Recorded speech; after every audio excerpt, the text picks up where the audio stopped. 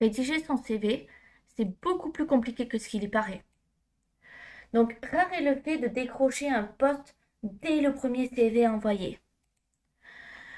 En moyenne, la plupart des jeunes diplômés qui ont trouvé un emploi ont envoyé au moins 30 CV, c'est dit dans une enquête de Deloitte réalisée par l'Express et qui date de 2014. Donc ça date un petit peu vu qu'on est en 2024, mais ça fait une moyenne quand même. Et d'après l'enquête, toujours, 9% ont transmis au moins 50 CV. Pourquoi ces chiffres?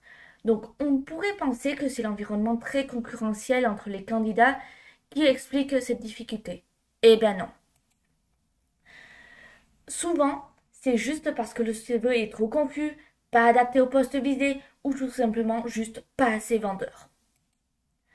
Dans les cabinets de recrutement, il est souvent dit que le total des CV reçus ne présente absolument pas les qualités requises pour intéresser les recruteurs. Du coup, le travail pour filtrer les CV et sélectionner est facilité. En moyenne, on dit que 8 CV sur 10 sont jugés comme mauvais et ils n'ont pas du tout ce qui est attendu. Ces derniers ne trouveront jamais de suite au poste demandé. Un CV sur deux amuse les recruteurs.